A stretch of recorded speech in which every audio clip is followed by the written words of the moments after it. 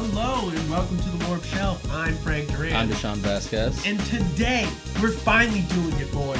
Finally doing it! We're doing the Zack Snyder Justice League The fabled Snyder Cut. It's finally here, guys. Yeah.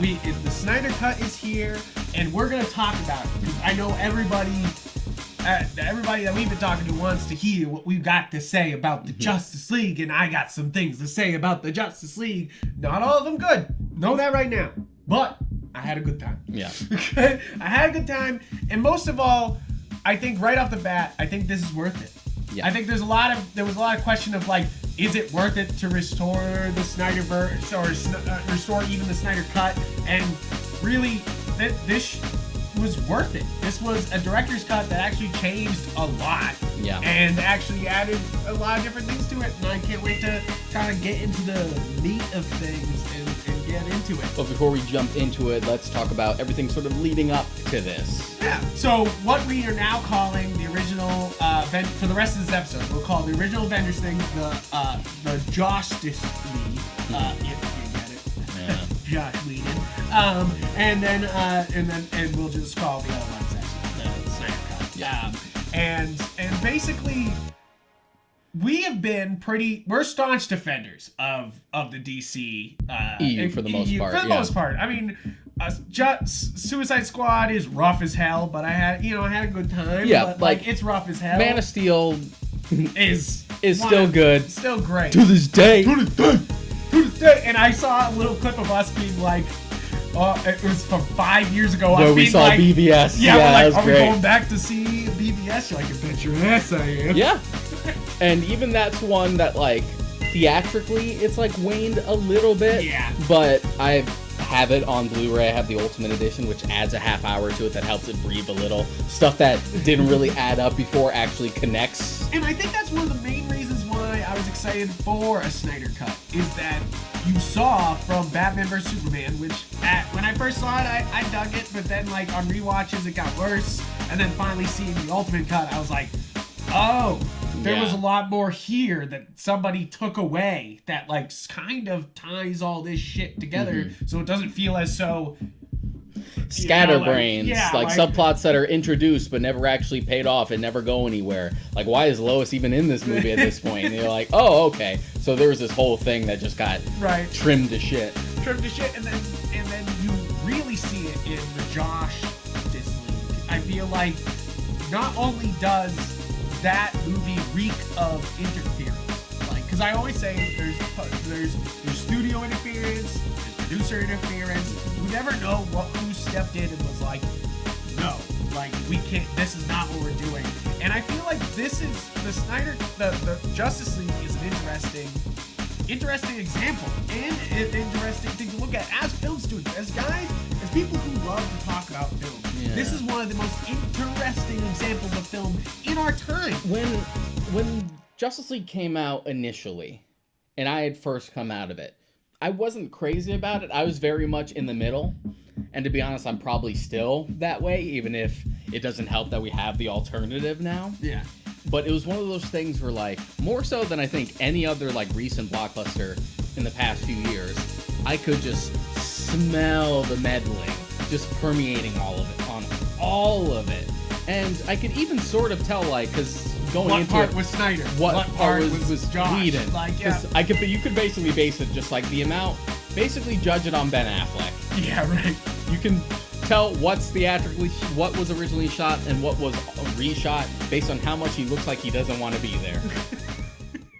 Just like not hanging out with it. He's just like, nah. And also when it starts to like look cheaper, because the whole thing sort of has that like stigma to it, just because of all like the color correction to try and like brighten it up. Everything's like all orange. Yeah. But it fucked up with the palette entirely, so now all the costumes look really fake. Yeah. Because that's not what the intended lighting was supposed to be. And that shows. So one of the things I want to say is that I wanted to do due diligence with this episode. Is I watched the original, the Zack Snyder Cut. And I reminded myself on the Josh Whedon Justice League. I watched clips. I did not want to rewatch the whole thing. I haven't. Last time I watched it was like maybe like 2 or 3 years ago. So it was still fresh. Yeah, I'm pretty good at like remembering stuff like that. I could pretty much pick out the differences. When I saw the Snyder Cut. As far as this cut is concerned, I've seen it 3 times. 3 times now? Because I watched it the day it came out with my buddy Alex.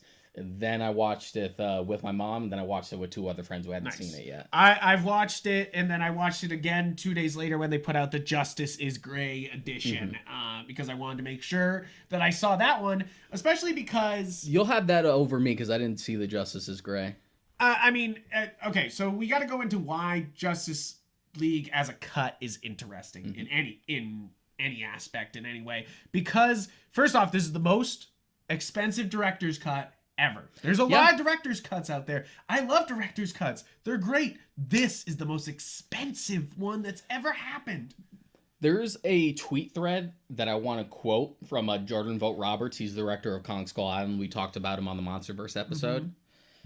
He's great. He's so good on Twitter. If you're not following him on Twitter, holy crap. He's such like a filmmaker's filmmaker. And he had like this whole thread about the Snyder Cut like a few days before it came out. Or maybe like a week or so.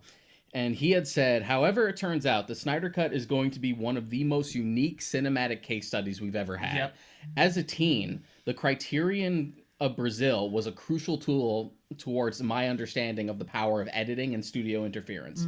Why was that DVD set so special? It contained 3 cuts of Terry Gilliam's masterpiece. The studio butchered theatrical version, his wildly different director's cut, and the amalgam European version. Yeah. It's remarkable how different these variations are, and any aspiring filmmaker should study these sweeping changes.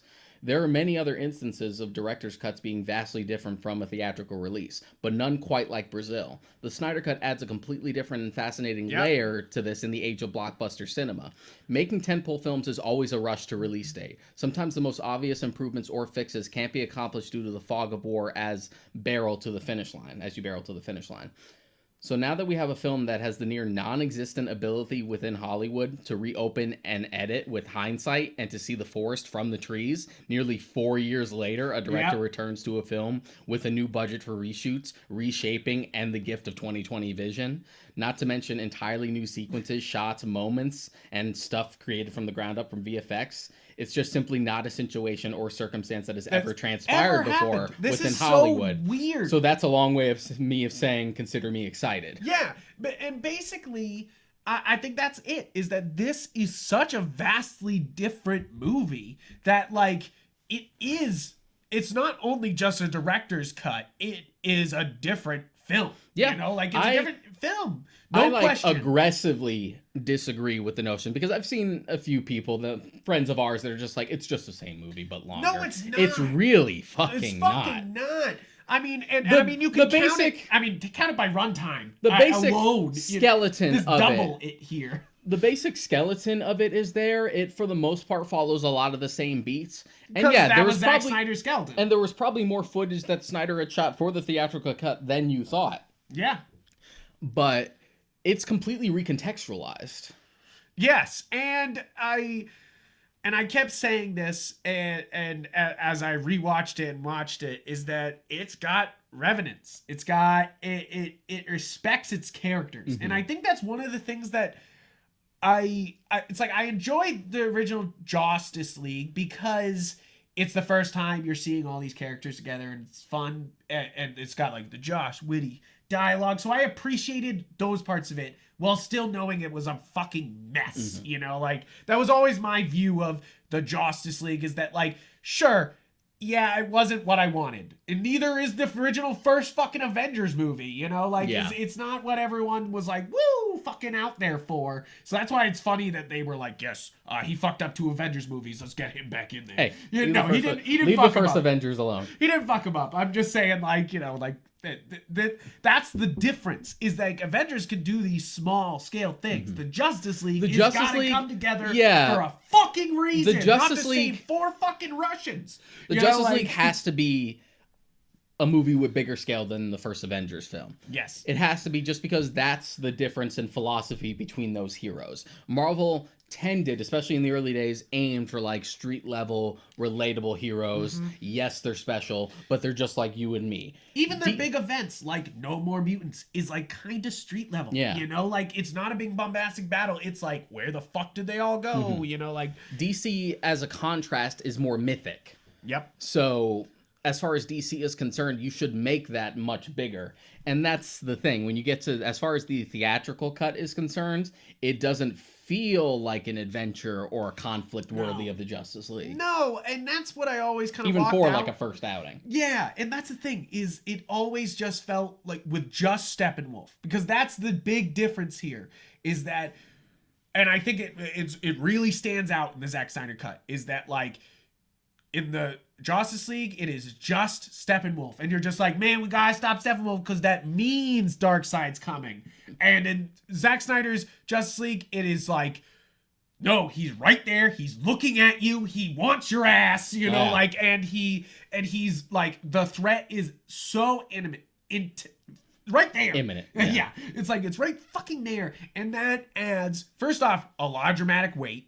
Mm-hmm. It's like, you know, like there's a lot to be said about dropping Thanos so early in the Avenger movies, because you're just like, oh shit, here we come. You know, like, and the same thing can be said for Darkseid. It's like, Darkseid as a threat is worthy of being several movies, but also you should see him. And it makes sense that you wouldn't want to do Darkseid for your first movie. No. Because once you do Darkseid right off the bat, the only thing you can top it with is the Anti-Monitor. That's the only thing. And then otherwise you got to start coming up with shit. You know, like, and I feel like that's definitely one of the bigger differences in this. I mean, of course, there's huge differences. I can go right down the list. Is that added Cyborg, added Flash, added Flash and Cyborg actually have arcs in this. They give a fuck about Superman. The color palette is more consistent, so it doesn't look like everything's oversaturated, and you can literally see the seams behind the costumes. The music, it's a completely different score. They had brought in Danny Elfman like last minute for the theatrical cut. Which, love Danny Elfman. Love Danny Elfman. The score, pretty good, but it's okay. It's not Danny Elfman.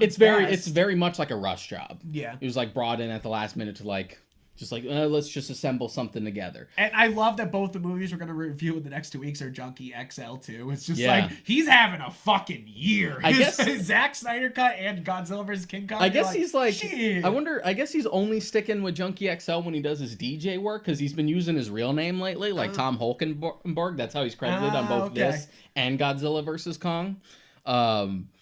And yeah, it makes sense that he was the one to take over. He had been like a protege of Hans Zimmer for a few years now. Even if he's not wholly credited, he did like collaborate with Hans Zimmer as early as Dark Knight Rises. And he adds a lot to this. Yeah. It's like, I feel like the Justice League had like Danny Elfman brought a very classic Superman sounding. He brought basically Batman 89 sounding soundtrack to here. To the point where he even dropped a track in there. Right? And which was great, you know, like that's one of the cool things about that cut. But like, there's definitely there's something to be said about the soundtrack here, you know. I mean, of course, there's the joke that like every time Wonder Woman's on screen, like just screaming. Some chick is screaming the minute Wonder Woman's on scene, and it really is like every little thing she does. In the same way that like it is pretty epic. But in the it's same like way the drums in her original movie. That you know, every like, piece of a film like contributes to its intent. Yes. The score is the same way.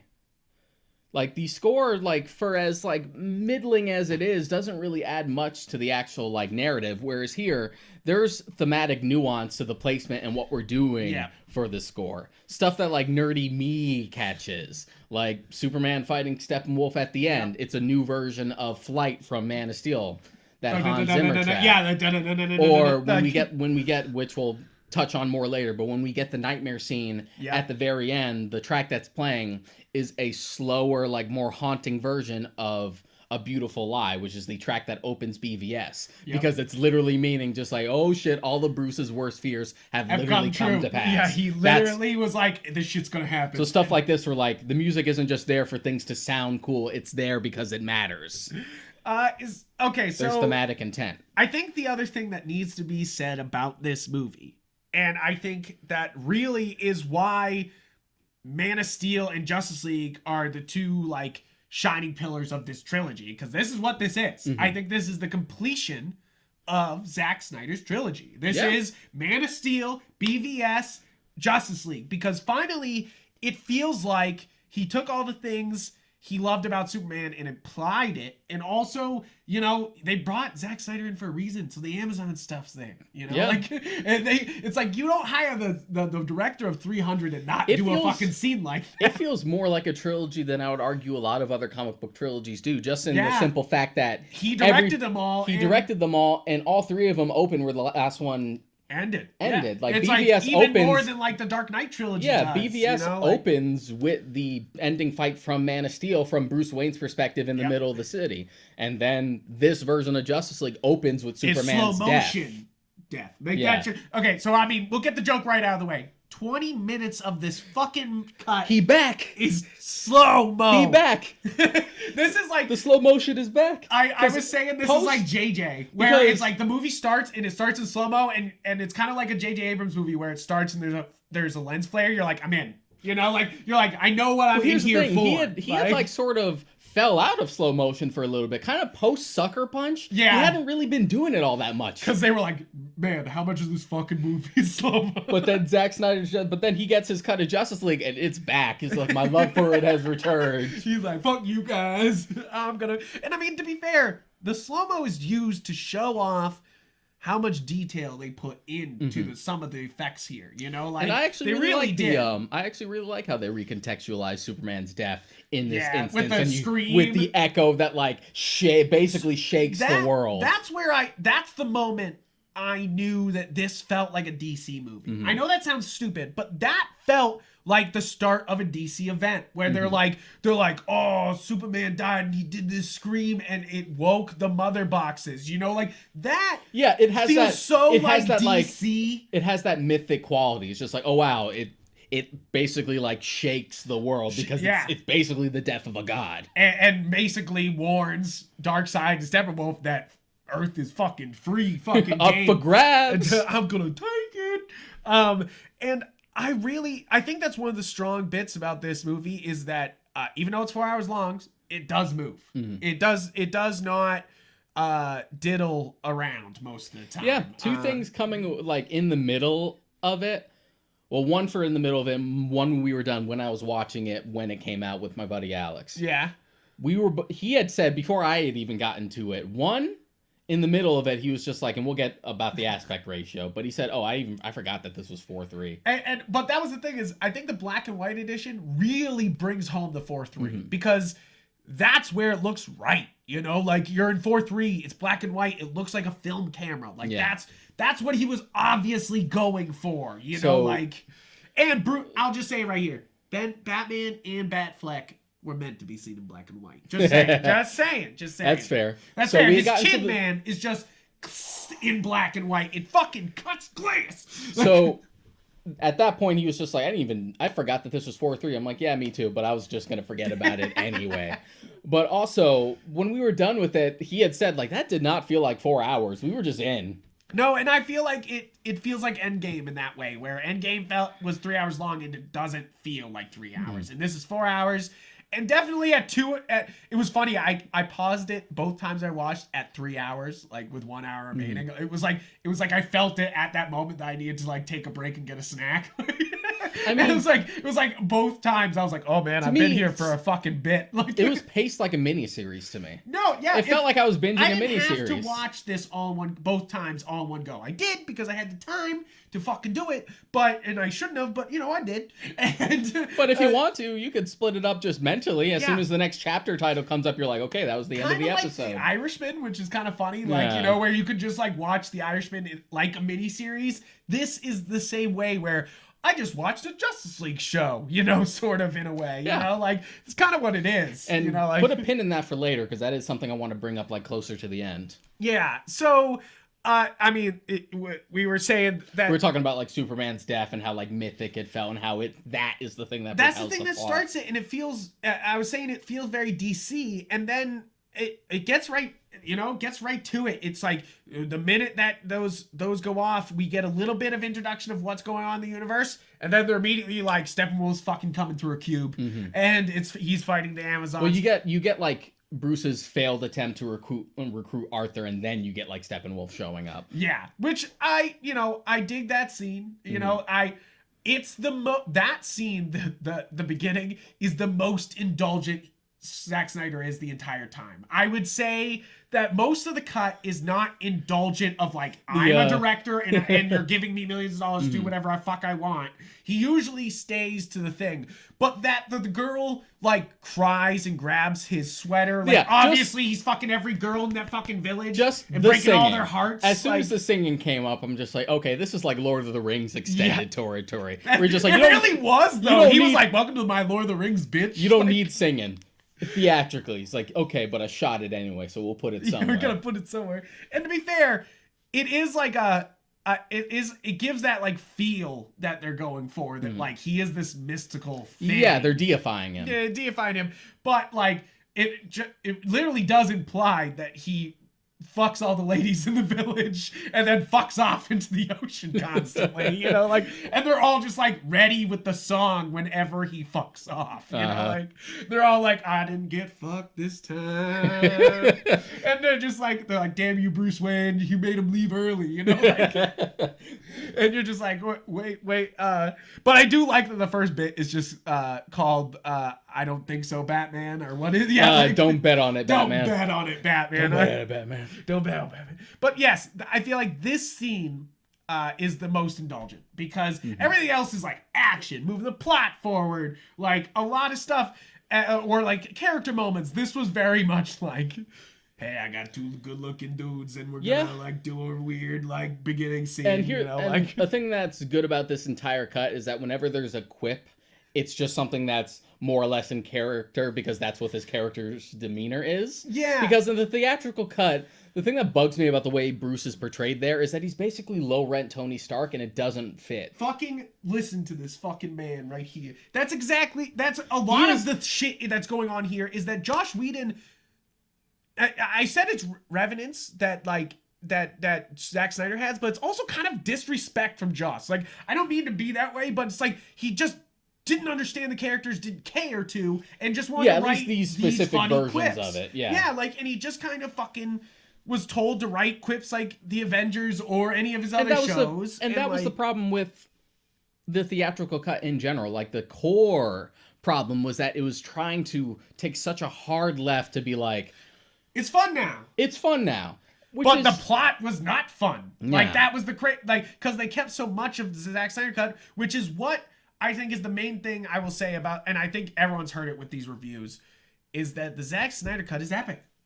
It's epic. You know, Justice League is not. It comes across as they stop basically a bomb from going off in Russia and they save a family that shouldn't have been living in a fucking DMZ or whatever the fuck that was. It made so much more sense with the family not being there. I knew that was a Joss edition because even in the first two Avengers, there's always like this nameless girl character who ends up doing nothing because unfortunately their scenes gets cut somehow. Yeah. There's the waitress in the Avengers who had like a whole scene with Captain America that they had to cut out. Right. And then there's like the one girl in Sokovia that had like a subplot with with Scarlet Witch and Quicksilver that they had to cut out too. So like just these nameless like women that don't get to do anything. Yeah, you're just like, It's like, sorry. We ain't got the time. And that's definitely... And that was weird to me in the theatrical cut. Just like, why are these people the only people living here? What? This looks like a rundown town. This looks like Chernobyl. Yeah. And then the Zack Snyder cut pretty much confirmed that. It's just like, oh no, this is a town abandoned because of nuclear fallout. Yes. That gives us the excuse to just right cut at the loose. beginning, it's toxic. Like, it's toxic. I've seen a bunch of memes. Yeah. Just like when my favorite Britney Spears song comes on. It's toxic. That's good. I've seen a lot of good ones on that. They're like when you piss off players on the other team, it's toxic. That's good. But like really though, I think it's a lot of things making it epic. It's not only just big epic fight scenes. It's the way you handle the characters. It's a consistent tone. It's fleshing out the characters more so than we did before because the arcs were completely truncated or just kind of removed, really. Yeah, and It's like, and I kind of it's like Arthur's subplot still doesn't make much sense in this movie, but at least it's more consistent, you know, like, it's basically there just to set up Aquaman. Yeah, yeah, like, exactly. And it was funny, somebody was like, how are they gonna do Aquaman after this? He gave him the trident. I'm like, that's not the same fucking trident. That's not the same trident, that's dummy. That's not the same trident.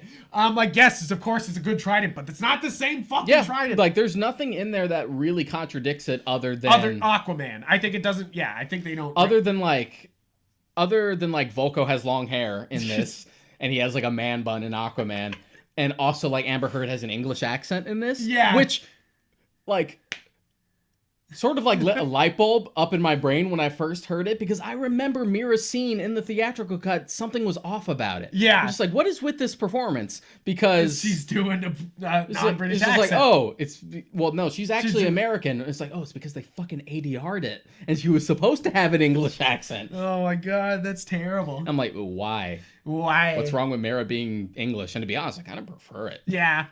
It's like, if you're gonna do a Kingdom Under the Sea, like, why not? I don't care. So, like, little stuff like that. But aside from that, it actually sets up Aquaman pretty well. But I remember Snyder saying that, like, what we got for Aquaman was actually closer to, like, his characterization for Aquaman to begin with. And it's right. Exactly. Even if that movie's much more lighthearted. I think that's the epic feel goes into a lot of things. Not only just the cinematography. It's just like all the time is big, bombastic iconography. You know, like definitely there's moments where it feels like a splash page, you know, like, and it feels big. I remember you tweeting when you were watching the movie the first time, like live tweeting it, like you were drooling over like the big Flash set piece with the car. Okay. Yeah. I mean, okay. This whole movie's worth it for that scene. The whole movie, whatever. Stop everything I'm criticizing here. You can take all my fucking credit away from me. This movie's fucking worth it for Flash and Iris scene. We're gonna dial back. That's it. We're gonna dial back like the objective criticism for a second. Just fan out. Just fan out. But like, seriously though, that scene. First off, such great characterization for Barry. It's like, because we don't have a Flash movie, so fucking spend some time with fucking Barry and who else? Cyborg, which we'll get into. But like it's one of those things where that scene is the best Quickster scene we've had. Like, we've had some really cool scenes with Fox Quicksilver. And that for me, really cool. The one from Days of Future Past specifically is like, that's still my top. The one in Apocalypse isn't bad, but the novelty's already worn off because you got it once. You try to do that again, it's not gonna hit the same. But I think that scene, because the other thing about the adding that scene is, if you look at every other fight that Flash is in for the original cut, is that he just fucks up constantly. Yeah. He gets his ass handed to him by Superman, you know, like, and he like just doesn't get to show off who he is. And I feel like that's very important here, is we get an actual emotional arc from Barry Allen, where at the beginning his dad is trying to tell him, you're one of the best. You're one of the best out there. Like, just leave me alone. And Barry's just totally is just like, And then at the end, when he is just like, I'm one of the best, Dad, I was like, you son of a bitch. Yeah. I was like, damn it, Barry Allen, you son of a bitch. Imagine actual character development for some of your core cast. Could you imagine that? That's crazy. It's just crazy. And it's like, and it's one of those things that all of these are parent problems that they added to this, and it adds some great depth. And what I like about the way Flash is portrayed here, at least from like a physical perspective, is that they really like dial on the realism as far as super speed is concerned, because realistically super speed does actually kind of equal super strength as well when you're in full speed. So I like the little things that the friction, when he first starts speeding, his shoes get destroyed. Right, when he's putting down Iris, he can't just grab her and put her down. He has to like be very delicate with her because he's moving so fast, because he could actually hurt her. Yeah, I think that's why I love that scene. First off, it's all there. Nobody says anything. That's the other great thing about this is Zack Snyder being like, welcome to my director's cut, bitch. I don't need fucking words. Worst truck driver ever, though. Yeah, right? Fucking asshole with the burger. Fucked up a really nice car. Dude, the moment that burger hit, like, the floor, I was just like, dude, that burger's done. Yeah, like, why go for the burger? Don't put that shit in your mouth. Don't eat that shit. Don't eat that shit. Did you notice the truck was called Gardner Fox? Yeah. I was dying, dude. Nice. I was like, what the fuck? I mean, that's the other thing. It's like, the Justice League has some DC references. This movie feels like it's like you're in the DC universe. Like, you know, not only with the added Flash scenes and the added Cyborg scenes, but the flashback where we get fucking an old Green Lantern, Hades, and Zeus. Yeah, and it's we weird. get fucking all the Amazons at full power. Like, And that a lot of that was still in the theatrical cut, but the focus was different. Yeah. Not only was it like Steppenwolf instead of a young Darkseid, who's still basically Uxas at this point. Yeah. Which is basically my argument as to why he like loses. that's why anti-fanboy. We'll do it right now. We'll dress your fucking cupcake bullshit right now. So if you didn't see on Twitter, we've been having a whole debate about how weak Darkseid appears in his first appearance here because he shows up, and my argument is that he fights off fucking Ares, who has whole fucking arcs in the DC universe where they fight Ares. Zeus, who's one of the more powerful, that's the thing. It's not powerful just god. It's not just that like Ares stepped up and just like hammered him with an axe. Like, It's that Zeus zaps him. It's a combination of like Zeus zapping him. It's a combination of this. It's a combination of that. He's also distracted. Like he's basically going up against. And he killed the Green Lantern And that's before. sort of- and Like, that's- you but know, that- like that's the first thing he does is take out he stomps the ground, fucks it up, and then he kills a bunch of people, and then immediately kills a Green Lantern. Yeah. You know, like, and you're like, Cupcake? He killed a fucking Green It Lantern. takes the combination of what is essentially the Greek god pantheon to like stun him enough to even get like a good strike at him. Yeah. And that's also from a thematic standpoint, just like, see, this is what happens when heroes like this come together. Yes. That's what you're supposed to be. That's what you're. Yeah, exactly. And again, this is not Darkseid God form. There's three dark sides in this movie, and I want to make that clarified. There's three. There is before he's a god, which Uxas. You have Darkseid on the throne, which we see, and then you have Darkseid with the anti-life equation, and that's when he does the laser eyes that is straight out of fucking Scott Snyder. It doesn't seem like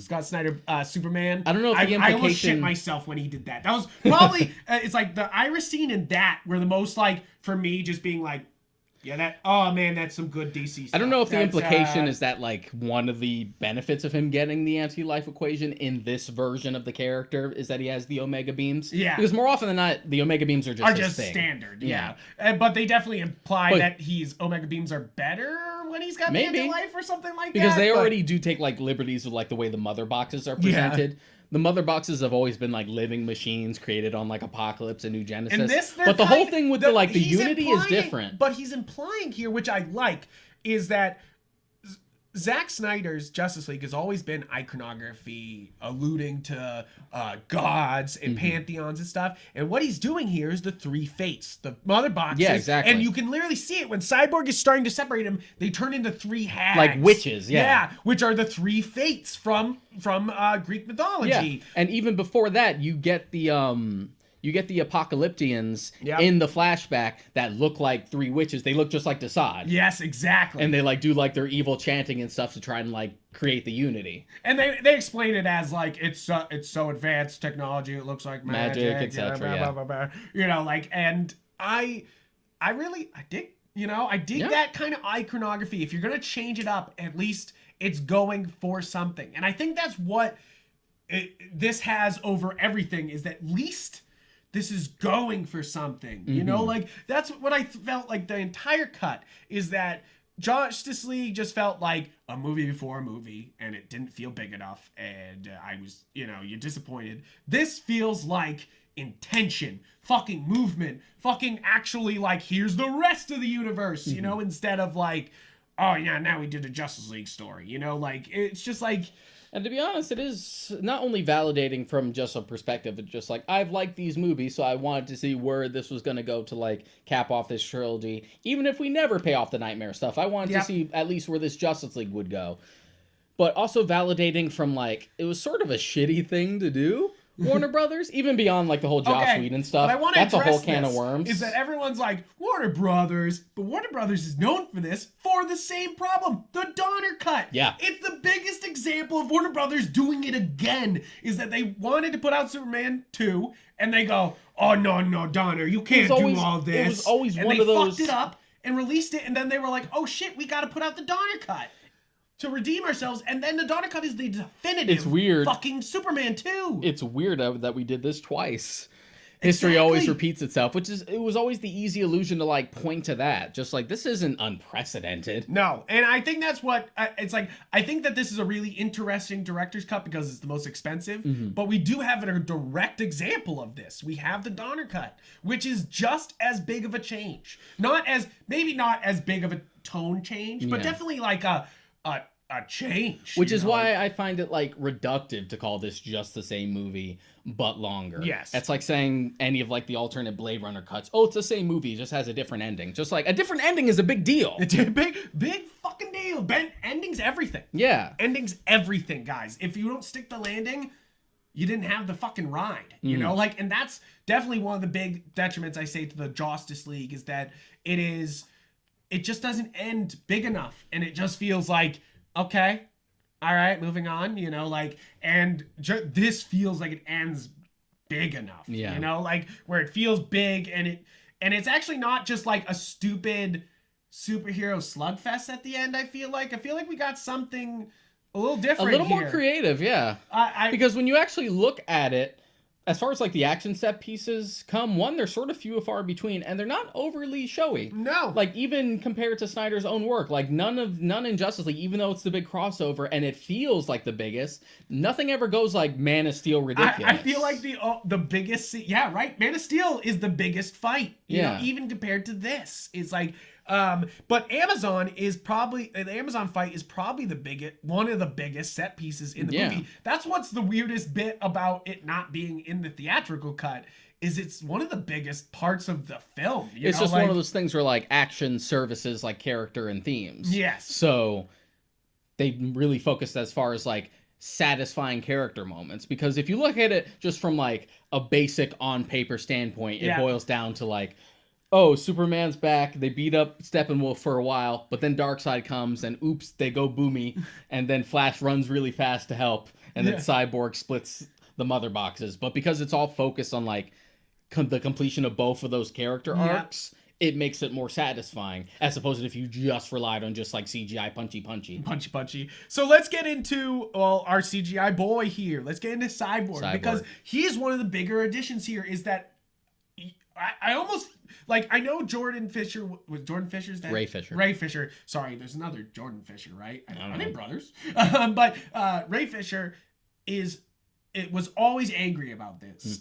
There's the history of him calling out Joss Whedon for being abrasive on set for this. But there's also that obviously Joss Whedon came in and was just like, all your plot gone. And it's so evident here. It's like before, like you could be like, oh, I don't know, it's maybe just an actor saying something, but like it's so evident in this cut. Yeah. Because it's literally 40 minutes of Cyborg that he just went, nope. And Cyborg and Flash, like the two youngest members of the group, are the heart of that film. And they drive so much emotion. Yeah. Especially with his father. You know, like, I feel like the Cyborg thing, they have that emotional moment of his dad letting him go into the place and resurrect Superman. But also there's the great moment when he dies that you're just like, that's such an emotional moment for Cyborg and so well put together that it's stupid that they just cut that the fuck out of the movie. One of my favorite sequences in this entire version of the film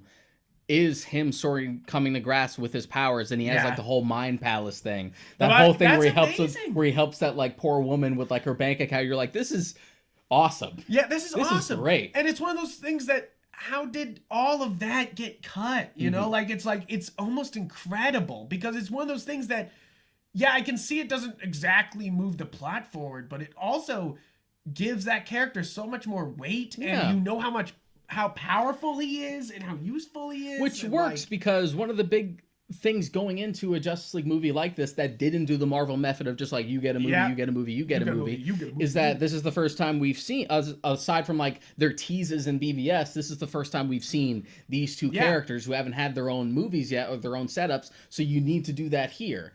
And they do it here, but not in a way where it feels like it detracts from everything else, because everyone more or less gets time. But one of the things I really love about the intent for this version of the film, and by extension this universe, is how, especially from a character like Batman, he's treated like the old guard. Yeah. And like Flash he's passing it on. Yeah, and that Flash and characters like Flash and Cyborg are the future. Yeah. exactly. And that's why they survived to the Nightmare verse. Like, you know, like you're like everyone else gets fucking whacked. Yeah. Like, but like they're the ones that survive. But it's one of those things that I love the Cyborg stuff because the sequence when he learns all his powers is great. Like, first off, he looks good. He looks pretty good. There's scenes where he looks kind of skinny, but like not as weird as he looked in the theatrical cut. I think it's just some of like the movement. Like I usually think of like the scene where he's on top of the roof and he's like strutting like this, like moving with his shoulders. But I really love, like, you just don't get his attitude that he's going for in the theatrical cut, and that comes across so clear here. That, like, yeah, they really play to the tragedy. Yeah, and which, yeah, when you look at Cyborg's origin, it is pretty fucking tragic. Pretty fucking tragic, and I love the being mad at his dad thing for making him a monster. Like, that's first off classic Cyborg, but also it's one of those things that like they just were not touching on in the theatrical cut, but they implied, and like, yeah, you know, it was there a little bit. It was there a little bit. This might distract from this new plot, I guess. Yeah, I guess. It's just one of those things that it's like Cyborg's here, and it's like, and he's important to the plot, but in the theatrical cut, you just kind of felt like, oh yes, he's powered by the mother box, that's why he's got to be doing the mother box thing, you know, like, and now it's like, no, like he's the supercomputer, you know, like he's the only one who can actually tap into this thing, you know, like he's the, like, it like really adds intention and movement behind all of Cyborg's stuff, and I feel like it's just so sad that it got cut out, and without this we would have never known. Like, I think that's one of the best parts about, that's the fun part about this cut, is that we would have never known all this shit, you know, like we would have never seen this stuff, and that's why this is so much fun, is that like, sure, you can be mad that people were mean and pushed Warner Brothers to put out the Zack Snyder cut, but like at the same time, this is really interesting and so wild. Yeah.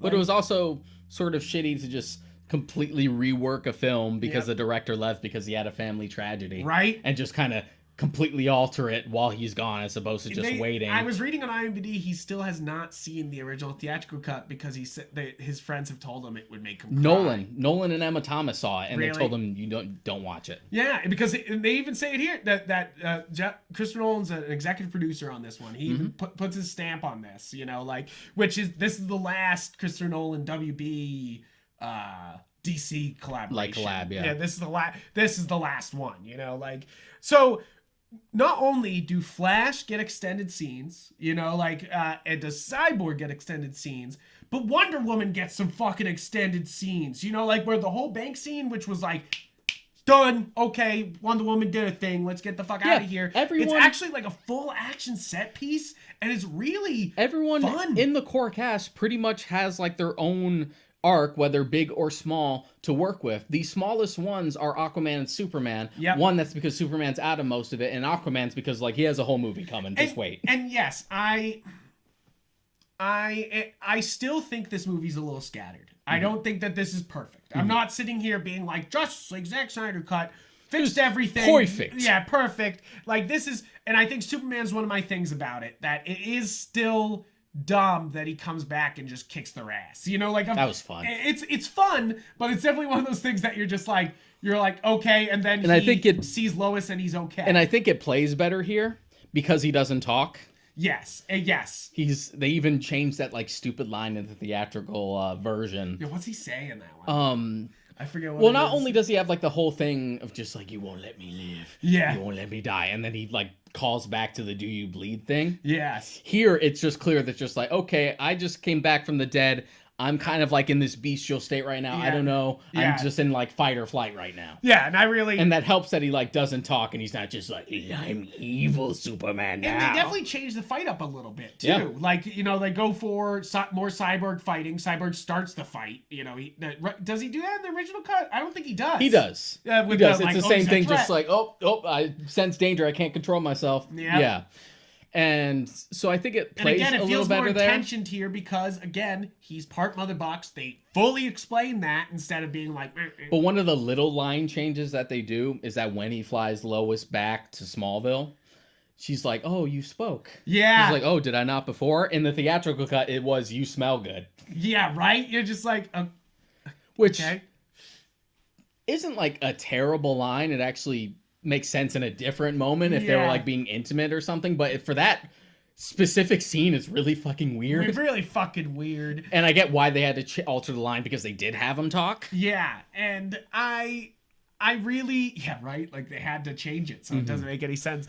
But And plus, like, you could argue that like them having a little scuffle with Superman, big or small, is sort of like foreshadowing for a much bigger problem later down the road. yeah, exactly. So now you've seen like, oh, they really are kind of powerless against them. And that's I definitely like the way the fight goes now, because it feels like, first off, they set it up that like they don't have a choice. Like they're like, nobody else could probably take down Darkseid, you know, like, so they're like, we need Superman to take down Darkseid, so we gotta do this even if the consequences are bad. And the consequences are bad, you know, like, one of the things I wanted, even coming out of BVS the first time, is that, you know, they're gonna bring Superman back for Justice League. Yeah. That's basically their excuse, is just like, okay, now we don't have to worry about the overpowered one. We can balance this out. We'll just bring him in for the end as the big guy. right, because he would rip Steppenwolf apart, and which he pretty he much does. He pretty much does, which is why I love it, is that like when they bring him in at the end with the black suit and he just like brushes Steppenwolf the fuck aside. Yeah, it's just nothing. Like nothing. But it's one of those moments that you're just like, ah. one of those they things from understood he was a too character powerful for standpoint this. that I wanted when they got to Justice League is because in my head, I'm just thinking, like me, how would I write it? I'm just like, you have this whole like rebirth thing for Superman coming up. You really have the opportunity to just like dial back on the more like contemplative, just like doesn't know what he wants to do Superman. And sort of use this rebirth. Yeah, make this like rebirth an idea of just like, oh, this is my second chance. And you know what? I think I know what I am now. Yeah, I'm here to say they do play it that way. Because because his demeanor is different. Yeah. And the whole like, oh, they brought me back for a reason. I need to find out what it is.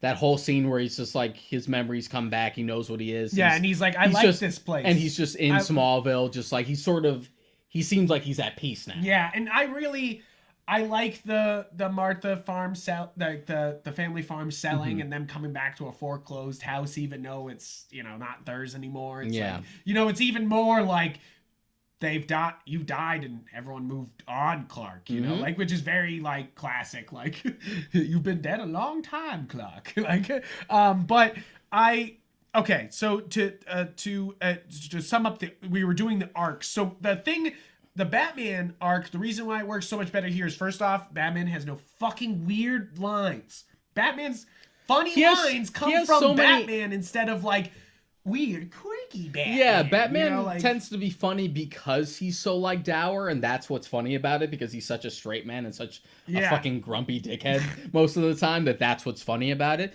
But he's like so quippy and smirky in the theatrical cut that he might as well be like winking at the camera. Yeah. Like when he first meets Arthur, he's just like, Aquaman, I hear you talk to fish. I hear you talk to fish. Can you at least point me to Atlantis? And you're just like, that's a Tony Stark line. That's not a Bruce Wayne line. Exactly. And sure, you can have more lighthearted Bruce Wayne versions, but it's such a stark contrast to BVS that it just doesn't fit. And if you're going to slowly build up to that, then fine. Because if you look at it, Justice League compared to Man of Steel and BVS, even though it is still like serious, it's already getting lighter and lighter and lighter. The entire point is just like, oh, we're starting at a darker place, but this will eventually become the DC universe, you know. But these are how these people start out. And then they'll all die because the But eventually we'll reset it, and you'll have classic DC, because that's what we're building to. But, you know, the road there is a little rocky. And I feel, and so we got, Batman's arc is solid. Superman's arc is done with so much more. That's the thing, is I feel like that Josh Whedon just didn't know how to handle Superman, and he doesn't handle him with respect. I think you can... You know, like, it's like a literal respect thing. The only I know that sounds stupid, because I don't respect nobody, but, like, it's one of those things that you just... it felt like they were like, oh, we got Superman, fuck it, you know. The only like, thing I'll instead give of like we got Superman. The only thing I'll give to the way Superman's presented in the theatrical cut is because they do like forcibly make him like, I'm Superman. Yeah. The only thing I'll give is to that is that Cavill plays it well. Like he can play both. Yes. Yeah. He can play. I feel like Cavill is one of the most perfect castings of Superman, other than Christopher Reeves, obviously, is that he can do that like, I'm Superman, and he can do the like, I'm going to tear you apart. Yeah. Like, and he can do both. He can do both. And what was I gonna say? We started to get off. We were track getting all the arcs out. So we got Superman, Batman, I Wonder feel like Woman, a good way to compare it Cyborg is basically the way they talk about bringing Superman back to life. Yeah.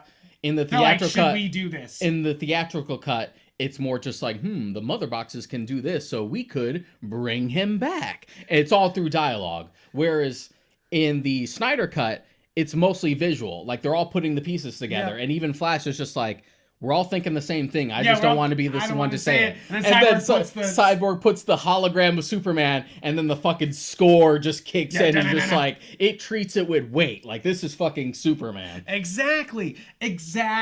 When Superman reappears in the theatrical cut, it's just like, oh, hey, Superman's there. When Superman shows up in the Snyder cut, it's just like, oh, shit, Superman is here. Superman, especially, I mean, he puts on the black suit just to like puts add on that, the black like, suit. extra, like... Steppenwolf's axe does nothing. I'm glad that the Arctic breath is in both versions. I was hoping that I wasn't going to lose that. So if you're going to keep one thing, just keep the Arctic breath, please. I love the Arctic breath. I know, and he just uses it to fucking swipe Steppenwolf aside. Just you know, like just freezes it, shatters it, and then just kicks him away. Just like, nothing, get out of here. Get the fuck out of here. I like this because it's a natural... So a lot of superhero movies do this... it's almost cliche where you introduce the bad guy and he does a really bad thing, and then it's kind of like, oh, they got to build up to being strong enough to beat him. And that's a cliche they take like a happens. small L and then they come back later. And this definitely does it right, you know, because you first have Steppenwolf just tearing through the Amazons, just absolutely one by one. So you get an immediate like sense of how powerful this. And then he is. goes in, and then you have later on them fighting all the Atlanteans, which Arthur directly steps in to stop that, and you have Mira fight him too, and that shows off that like. Even though Aquaman's strong as fuck, like he seems to be really strong in this Justice League, they basically just like they swipe him aside, you know, like and Mira too, where it's like Mira's like, I don't need, you know, like I wanted you to catch me, and starts sucking the blood out of him, which like thank God they did that. Like there's a lot of things that make me happy about the DC Aquaman treatment, and that's one of those moments that made me be like, yeah, good stuff, guys. But you know, and then they later on have the full fight with Steppenwolf and just lose, you know, like just straight up, and Cyborg getting fucking whacked in front of his dad after, like, you know, like there's lots of moments where they just lose to Steppenwolf, and to finally build up to the point where he's literally nothing was actually such a relief, instead of it being like, of course. We should talk about Steppenwolf in general. Yeah, because there are changes to him even beyond just to the design. Yeah, not design, also a lot in the eyes. This is he's one of the better animated parts of this entire movie. Like, you may or may not like just the... Like, if you don't like the way it looks, it just comes down to, like, you don't like the aesthetic of it. But as far as the actual, like, animation, he's very expressive. He's very expressive. And you get much more, even if his storyline basically boils down to just, like, when will Daddy Darkseid take me back? I mean, there's still more. I actually laughed, though, on my second rewatch in the black and white when they, like... When he does the Puss in Boots eyes after Desaad says, like... You still owe us 10,000 worlds. And he's just like... But... And I was just like... I literally laughed on my second rewatch because he literally looks like... He literally gets, like, the 3D anime, like, cry eyes. Like, and you're just like, oh, no. You're like, not Steppenwolf. Put it this way, it's good enough that, like, Steppenwolf before the theatrical cut is probably the most generic villain I've seen in a comic book movie in a very long time. Years ago. Yeah. How fucking forgettable Steppenwolf was back then. Is in the theatrical cut, he's forgettable. He's terrible. And it makes me even angrier that he's only Steppenwolf and there's no Darkseid. Yeah. Is that you literally just have this forgettable side villain that feels like a throwaway. But here, And then because here- everything is so expanded, and you get a bigger sense of like just the DC universe as a Yes. whole, and really leaning into like this is all going to lead to Darkseid, he pretty much acts as a scout. Yep. And you're just like, wow, if you have this much trouble for one of Darkseid's fucking cronies, Darkseid's going to be a real problem. Yeah, one of those people that Darkseid doesn't even trust. Yeah. You know, like that he's just like sending off to do his fucking bidding. And So, it's like, from a design perspective, it's a little more consistent. And Yeah. plus, it doesn't look as weird when you see the other Apocalyptian creatures. Yes. Based on how He the looks- parademons look, especially how, like, Desaad looks and stuff, and Darkseid himself, you're like, okay, this is just, like, the way the species looks. that is, I think one of the best things about this cut is that our look at Darkseid in the original is so just like symbolic, and it's just so just He doesn't- like, he not- doesn't it show doesn't up at all. Yeah, it's just so just like eh. And It's here all- you get full sweeping shots of him. Mm-hmm. You know, like you have like you show off Darkseid a lot. First off, he looks good. He looks good, Dude. He looks good. Forget me just being like, the artistic merit and the thematic intent of Zack Snyder's Justice League is an unparalleled director's cut, and just geek out for a second that every time Darkseid was on screen, I was just a little girl. Just like, Right. I know. And I feel like that's why it was a good rewatch, Mm-hmm. is that I love to be able to pick up on everything, but also kind of just like, this is it, you know, like this is the Justice League I've been waiting my fucking life for, you know, like this was it, you know. yeah, like, and it's not so big that you feel like you haven't blown your load and that there isn't Yes. room for more. and that's which definitely even for something movies that they do it all the time in comic book movies. They either blow Aquaman. load early or they That's my Don't concern blow it for at any all. Aquaman sequels that they want to do, because they really fucking blew their load on that first one. I don't know what the fuck they're gonna do for Aquaman Ugh. 2. What the fuck? I mean, I don't know. I don't know. Maybe Throne of Atlantis to make it like a side Justice League, kind There's of like enough. Civil War. There's enough shit in that Aquaman movie for 3 movies, and you did it all at once. You're just like, okay, just the Jeff Johns run. You mean like a storyline too? No, just the Jeff Johns run the movie. So I feel like the best way to handle, and I mean this is so off topic, but the best way to handle DC running forward is, and I mean, don't restore the Snyder Cut. That's, I mean, Snyderverse. As much as this is really cool, and I would love to see more of it, I think it would be weird to restore this. I think it would be Snyderverse. weird too, just because so many movies have already like moved past it. I honestly think they have an in though with HBO Max. Yes, they definitely do, wanna- where they could just be like, we're doing Zack Snyder's Justice League 2 and 3, but Because general audiences, for the most part, and this definitely stems from like the CW shows, which are also even connected to the movies, because we had Ezra Miller show up on that. Like, fans of this stuff already have been like introduced to the multiverse. Yeah. They can accept that there are different universes. So because this is doing so well for HBO Max, the real in for me is that if you want to continue stuff in this universe, I think that's where it should go. okay. But what I'm saying is that what they're setting up here and what they're setting up in Flash and what they should do in Aquaman is that every DC movie moving forward is a Justice League movie. You know, like, don't fuck around. Like, lean into the DC universe. The extent, like, it's called Justice League Unlimited because the universe is fucking endless. And you're just like, and that's what they need to do, is that Flash already looks like a Flashpoint movie where they're bringing in Batman, they're bringing in everybody's in that movie, you know, like, and they should do the same for Aquaman. If you're gonna do the next Aquaman, do Throne of Atlantis with all the Justice League there, you know, like don't, like, that's the way you make these movies that are sequels to this Justice League universe feel connected. Yeah. And you don't need to have like, solo movie.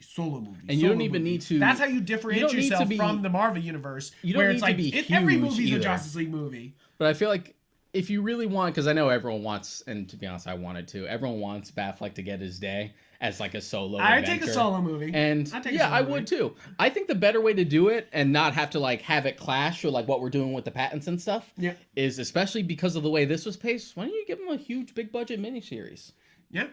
Why not? That's originally what that post-credit Do scene... Long Halloween with Batfleck. You that know, like, epilogue, which was originally the post-credit scene, which was another thing that was recontextualized in the theatrical cut, it was turned into, we're trying to set up the Injustice League. Yeah. Originally, he gave Bruce Wayne his identity because Deathstroke was supposed to be the main antagonist of that Yeah. solo Batfleck movie. Exactly. Which just makes me angry. And, I'm just and they've talked about it that like he knows he's Bruce and he like directly attacks him a bunch of times. And then it's like an on the street fight between Batfleck and Deathstroke, you know, like, and I'm like, okay, that sounds pretty fucking epic. That sounds like, pretty sweet. And it sounds like there was a bunch it. of Robins too, which sounded pretty fucking sweet, you know, like it's definitely there's like this permeating like lore that we only get like tidbits of, especially regarding Batman, because it's a Batman that's already been at it for a while. And they definitely apply it here too. They're like, you think for 20 years he's been fighting crime and then he's just gonna turn around and kidnap people, Snyder, people because in Metropolis? Because we'll probably like never get that continuation. Snyder's pretty much revealed like the slow burn that they were doing for Batman,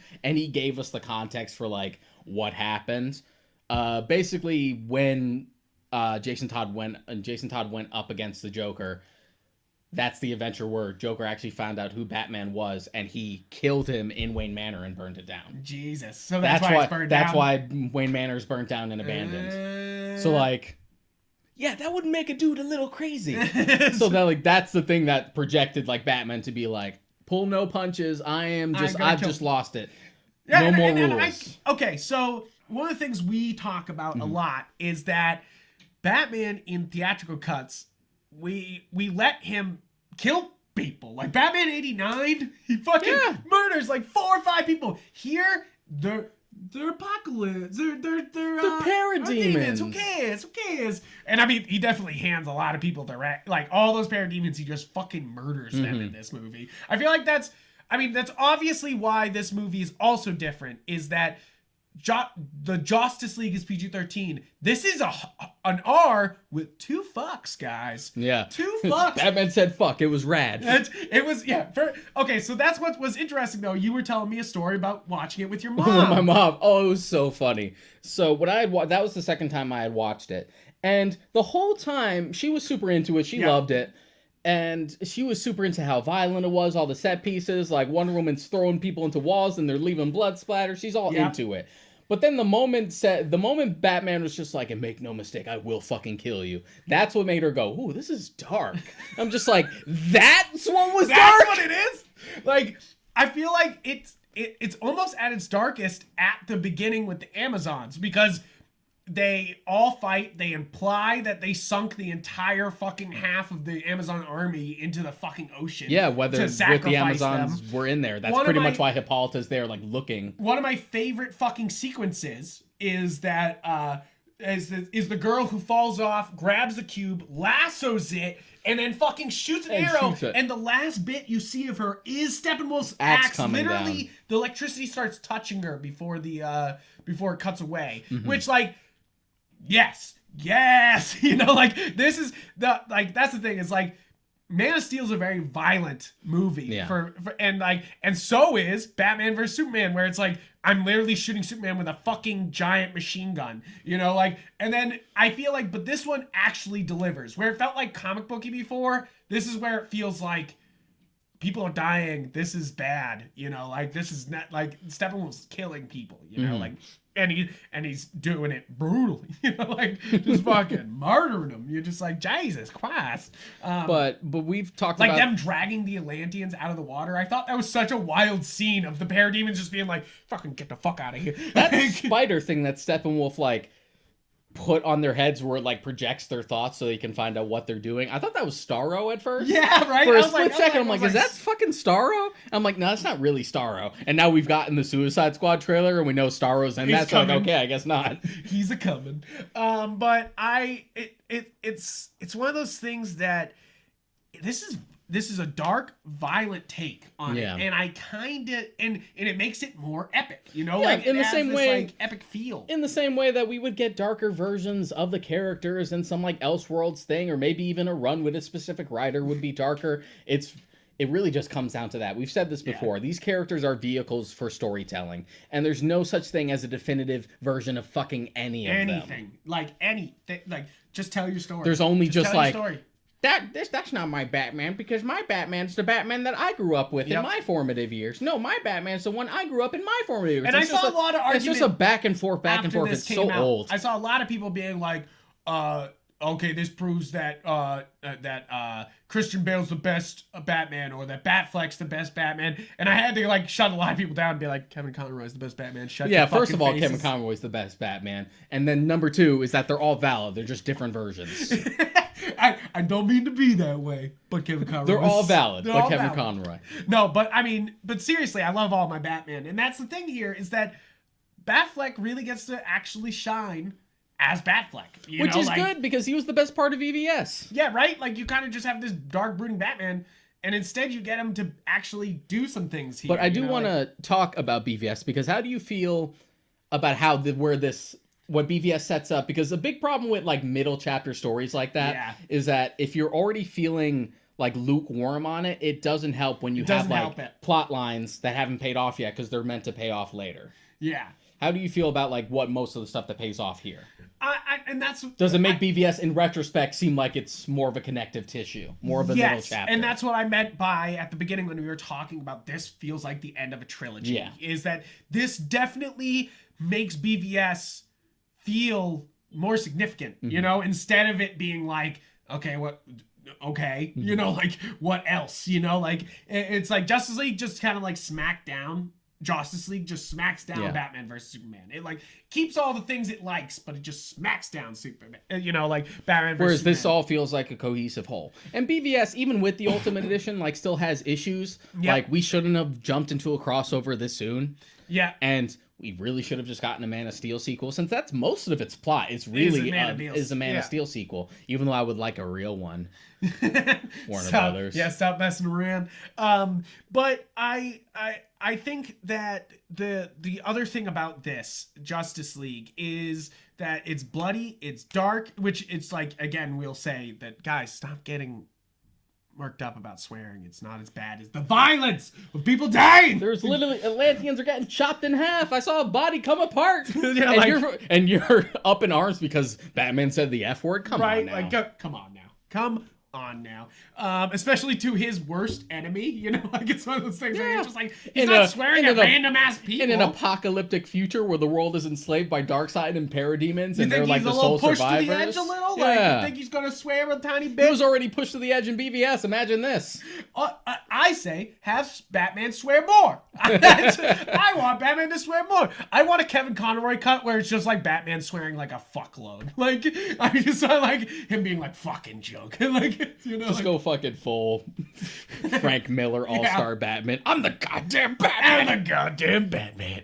And I mean, that's the other thing, is that this was always an allusion to Frank Miller's Batman Dark Knight Returns. Yeah. And that he swears fits the fucking character. So it's like, it's one of those things that you're just like, yes, they used it as a template to make a darker Batman that's lost a Robin, that is sort of just like throwing all the rules out of the window. And what they do over the course of BVS and Justice League is to have him do some self-reflection and try and redeem himself. And if we're talking about dark, if we're really bringing up dark, the darkest thing that happens in this movie is they fucking send Steppenwolf's head back to Darkseid, which is, why is no one up in arms about that? Like, everyone was all pissed about Man of Steel snapping a neck, but they chop off an alien's head and drop it to Darkseid, and everyone's like, you know, he was a bad guy. Because he was a bad guy. It's okay because Wonder Woman did it. Wonder Woman kills, and that's okay. Oh, I forgot to bring this up. Is how fucking powerful is Wonder Woman in this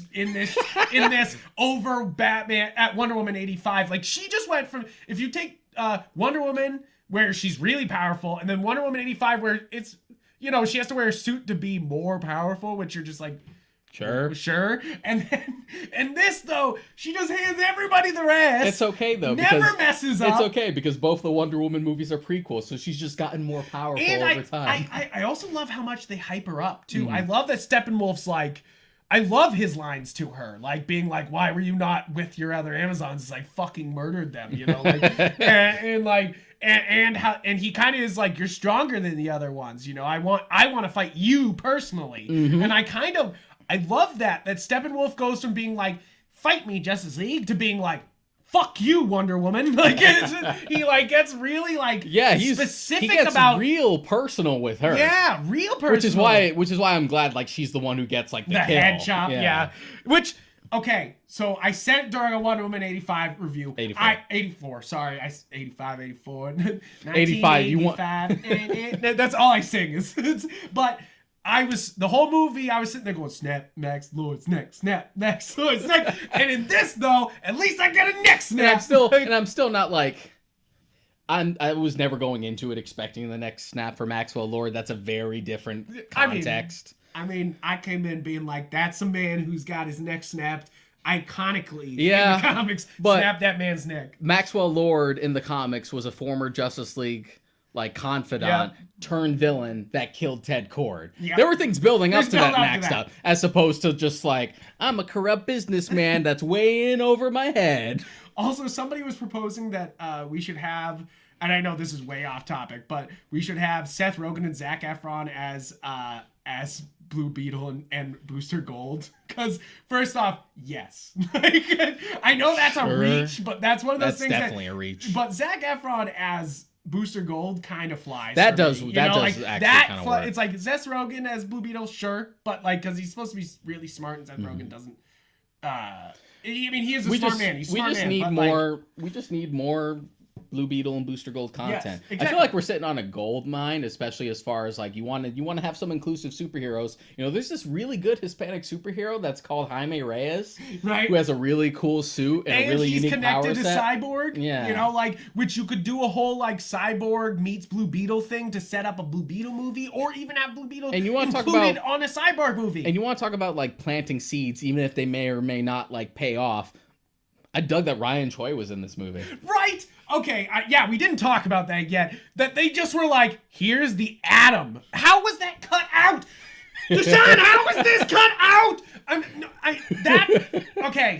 know I got angry this review, but that was the part that made me like, I know I said Iris was the reason to make this with that whole scene, but Ryan Choi's The Atom is the other reason that this was worth it. Is that you were like, how could they have cut The Atom out of fucking Justice League, you know? Like, and it's not like he turns into the Atom or does anything significant, but he's a lovable character. But it makes sense. He's there, like, and you're kind of like, hey. It's one of those things where, like, a fan will think about the universe in that way. Just like, oh, if we're at Star Labs, you know, we could plant a character here that's based on it. So they were smart. Right. Just like, not only is Victor Stone's dad there, Silas, but then you also have, it's just like, fuck it, who else could we have that would potentially work at Star Labs? Right. Why not the Atom? Why not the Atom? And it's one of those things that, like... he doesn't put on the costume or anything, but even at their end, they're just like, okay, you're director of nanotechnology now. Right. And you're like, dope. Yeah,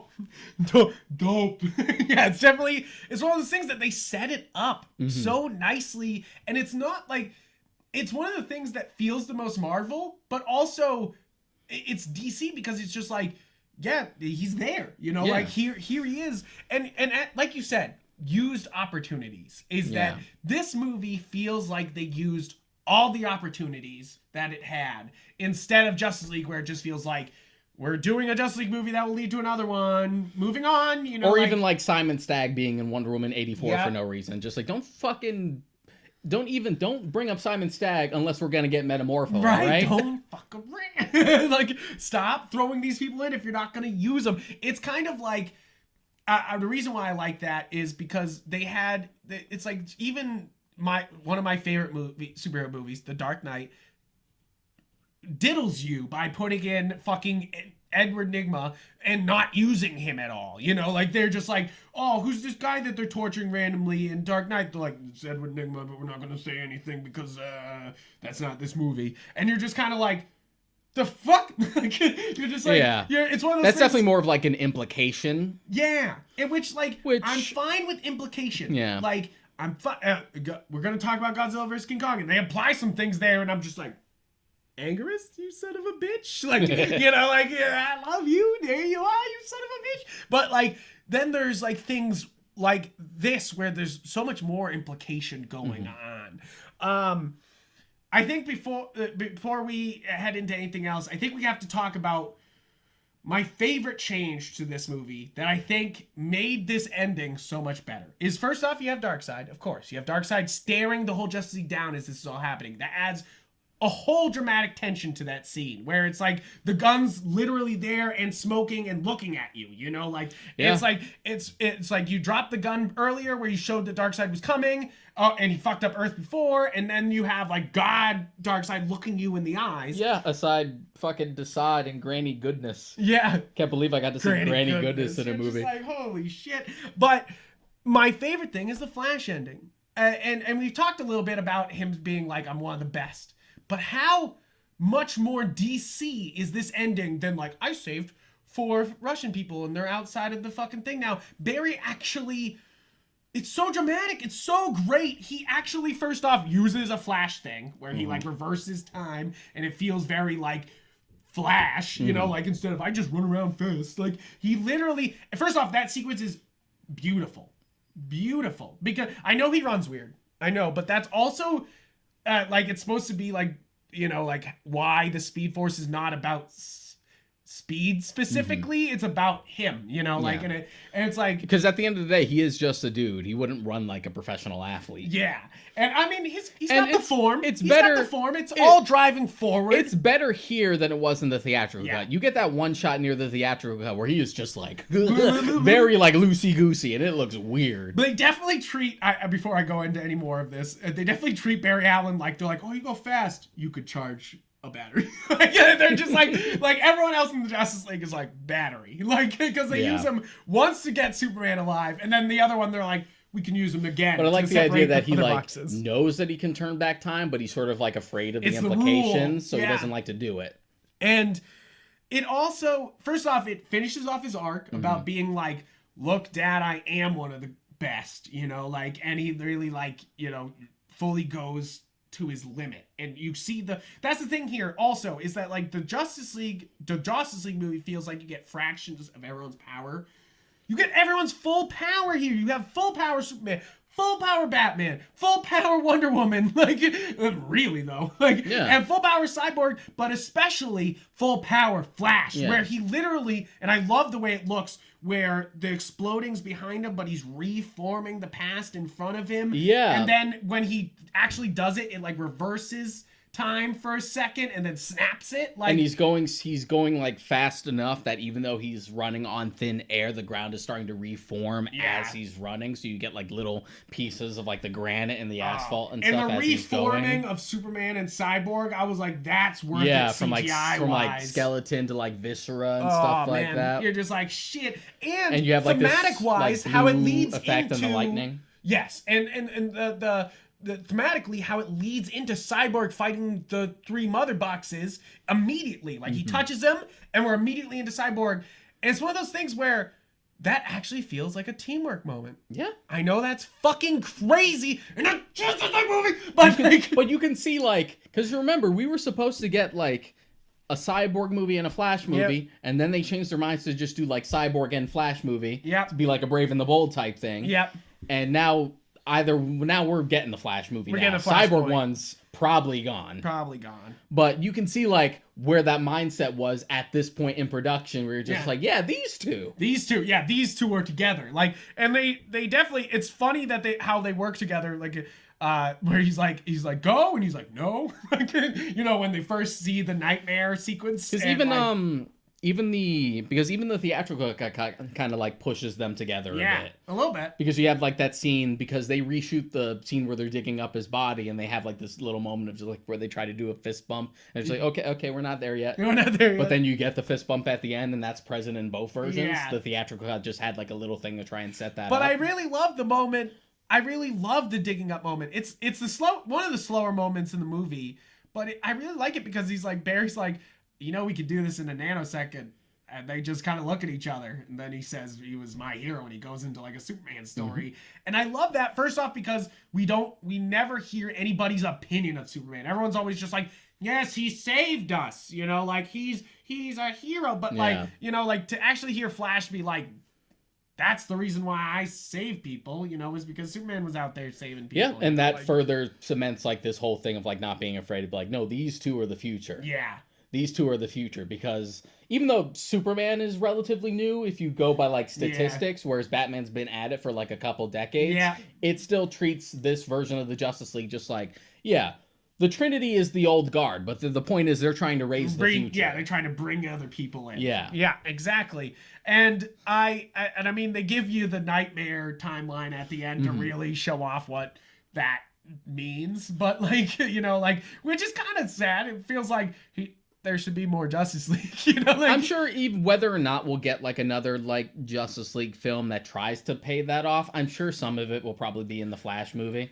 The only thing that so I've said a lot of good things about this movie. I mean, I love the Flash part, I love the Cyborg, I love a lot of the Revenants going on, the epicness, but there's still things that I enjoyed, but were not good, you know, like Martian Manhunter.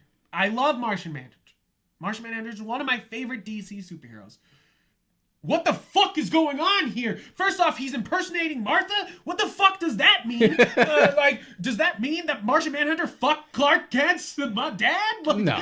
No, of course it doesn't. But I just like, you're like, what? It is John a weird, Kent it is a weird Martian scene Manhunter? because not only does it undermine like a genuine like tender moment between Martha and Lois, exactly. but it's weird that it was such a nice moment, and then the scene is just like. But it's weird that he would decide to disguise himself as Martha to have like a conversation with Lois when he literally could have just come to her as General Swanwick. Right. They've had rapport before. They know each other. Right. It's and to be so honest, weird. It being revealed that it's been General Swanwick the whole time is pretty genius. Yeah. It's gonna make next time I decide to watch Man of Steel, I'm gonna be watching General Swanwick like a hawk. Just like everything's double meaning. Retroactively.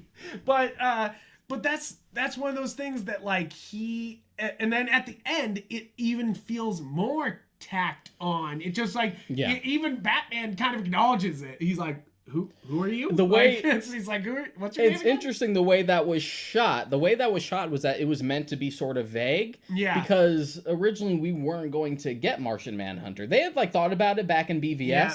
That's why it didn't surprise me that Martian Manhunter was in this, because I remember hearing back as early as BVS that they wanted to reveal that General Swanwick was BVS. Like literally that conversation they have in the bathroom. Like, Lois was supposed to leave and he was going to turn into Martian Manhunter. So I'm like, okay, so they got to pay it off here. But if you notice, Affleck's dialogue in that is very vague so that he could be talking to anyone. Yeah. Because originally, Snyder actually wanted Jon Stewart. Oh, see, that's cool. He wanted Jon Stewart. See, that would make more sense, because that's my problem with the Martian Manhunter thing here, is that, okay, if it's the Green Lantern, that means he was out in space and he had no idea this was going on.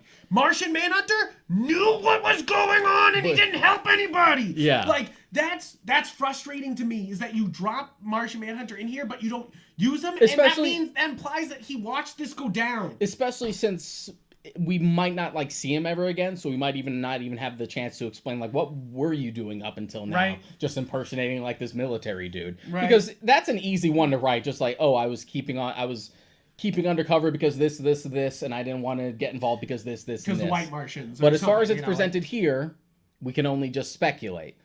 But it does make more sense when you think about it that it was meant to be Jon Stewart. And he really wanted him, and this was like as far back as when he was first shooting it, and WB said no. And he said he almost quit because of that. Yeah, and it's like, why? You know, like they said no because they want to use him for something. I'm like, what? I'm waiting. I'm still fucking waiting. Fucking show me. Stop fucking around. Yeah. But I think at least we get the cool Green Lantern scene earlier. You know, like we get the obviously very alien Green Lantern on Earth, and you have that great moment where. And this does happen in the comics. Darkseid does get a fucking ring in the comics one time. Like, they've done this before. So there's that moment where the ring almost chooses him, and he almost grabs it. And then he gets attacked, and he gets distracted, and it runs away. Say Darkseid does have willpower, I'll say that. Yeah, exactly. And that's one of the things is, like, that's one of his main character things, is he's got the willpower to keep going and get the anti-life equation and end everything, you know? Like, so it would make sense the Green Lantern ring would be like, oh shit, this guy's got fucking will. Like, and I love that. See, like, that's one of those moments that you're like, nice. But taking the Martian Manhunter stuff for what it is, it also is sort of weird because if we're going by the New 52 roster, like Cyborg was meant to be like Martian Manhunter stand-in, so to have him instead of a Green Lantern is sort of weird. Yeah. But there's also the implication that like whatever, we're expanding the team in general. It doesn't have to just be the main seven. That's what I liked about the scene is that I'm grumping on it, but it's like I like the scene because it feels like okay, so we have this other thing going on where we have Ryan Choi, we have Adam, but we also have Martian Manhunter coming, you know? And I also like and we have Nightmare, you know? And I also, it's a small thing, but I also love the thematic implications of building the Hall of Justice on the ruins of Wayne Manor. Yeah, right. I do like that. That's like, ooh, that's a layered one. That's good. It's pretty good. It also, though, is very much like, how would people not understand that Bruce Wayne is Batman at that point if he brought, like, what? Bruce Wayne just sold the Justice League as old banner? Like, come on, guys. I mean, we do this all the time. Just like, Bruce Wayne's funding Batman Incorporated. I wonder why. I wonder why. Just like, I'm just a big fan. I'm just a huge supporter. Huge supporter. I mean, it's the same thing as Spider-Man all the time being like, how do you get such nice pictures of Spider-Man? Okay, but this is completely off topic. But Martian Manhunter, taking it for what it is, Harry Lennox is a good choice for the character, and to be honest, it's a great he voice. looks good. He looks good. Yeah. That's the thing that's why I'm angry, is because he looks good, he sounds good, why? But it's just one of those things where, like, this probably won't pay off. It was nice as, like, some fan service, but this is, like, the most where it's just like, this is really just for the fan service. I think Dan Slott was tweeting about it, how I know what the Justice League, he knew what the Justice League cut is that it's the finishing of a vision. Mm-hmm. And there was already shot, and it wasn't like, but like, he was implying that, like, well, if I had a second chance of something like this, I would go even hog madder, you know? Yeah, like, exactly. Which is plus kind of the implication here that, like, he probably should have gone a little harder, at, like, in crazy directions, because he could have, you know? And it's also just taking it in the context of, like, this is like the vision with hindsight that we were supposed to get in the first place. And because there were supposed to be sequels, there's going to be some stuff in here that probably won't pay off. But you're still getting, like, the intent of more or less what we should have gotten the first time and extra. Yeah, exactly. So one of these things that's not on topic but still pertains to this movie is that we started watching Falcon and Winter Soldier. And one of the main plot points of Falcon and Winter Soldier is that Falcon can't get a fucking loan even though he's an Avenger. And at first I didn't know, I mean, obviously it's supposed to be upsetting. It's supposed to be like, he protected America. Why won't they take care of him? It's very like veterans, like, why won't we take care of our veterans type of thing. But then you have the very stark contrast of Justice League where Tony, for some reason, dies and leaves only the Avengers mansion to the Avengers. Like, for some reason, doesn't set up, invest in anything, doesn't, like, help anybody. Yeah. But that's very Tony, I realize, because this is, the ending of Justice League is very Batman, where he's like, my friend is in trouble, I bought a bank because of it. You know, like, it's this, but it showed how different the DC and Marvel universe is in that moment right there. Is that even though Batman's a dark and brooding bad guy, you know, most of the time, he still takes care of everybody. First off, does he not only take care of Superman here, but in the comics, if you have to actually get down to it, Bruce Wayne and Batman fund the Justice League, Justice League Dark, Justice League America, like Batman Incorporated. He's paid for the Robin Initiative. You know, like, he literally gives suits to literally everybody. You think the Watchtower paid for itself? Right. But it's one of those things that, like, sure, Batman does the same thing as Tony, where he gives these people a place to live, and that's how he, like, takes care of them. Yeah. But also he takes care of them personally, you know, which is what Tony would never do. And obviously shows in Falcon and Winter Soldier that he just doesn't. And there's a number of things. One, it's really just there because we needed to tell, like, this specific story. This specific story. And to be fair, Falcon was a fugitive for 3 years and then dead for 5 more. But he's still Tony's best friend, and Tony didn't take care of him, you know? Like, I don't even think Tony and Falcon had, like, a scene one-on-one together. No, sorry. I mean, Steve. Cap. But then again, why didn't Cap take care of him? You know, like, there's two people that love Falcon. I mean, or could have taken care of Falcon here, and they just didn't. Well, that's the thing. I don't think Cap really has anything to give other than the shield. Other than he knows the future and could invest stock market into certain things. We've seen Back to the Future too. You know how this goes. You should know better. I know. I'm just kidding. But because I always love the comics where it's like, oh no, something just hits the right wing tower of two towers, and Tony's like, and Steve's like, damn it, I knew I forgot But something. one of the themes, and they even touch on it with Bucky, is that like all they do is move on from the next fight to the next fight to the next fight. All Cap has, even as far as Winter Soldier has, is like a small apartment. Yeah, it's true. And that's probably something S.H.I.E.L.D. gave him. Yeah. So it's not like he really has much of an income. No, but okay, so my other problem with that Falcon and Winter Soldier scene is that like they're like, oh, you have no source of income. You're like, Falcon just did a top secret mission like for the US government. Yeah. Why did they not pay him for that? He did bring that up though, and they were just like, yeah, but everyone's coming back, and which from a realistic standpoint, there would be shakeups like that like half the population is gone for half a decade and then they suddenly come back. But there would be obviously problems. But there are positions that are now filled that used to be their jobs, and so like now we have to worry about like the income. So like there would be shakeups like that, and I'm glad that we've continued to actually show how the blip was important. As good as the blip was to like bring everyone back, there were going to be growing pains for it going forward. Yeah, I definitely like that Marvel's trying to be like, this was important and it's going to echo out. But my thing is that like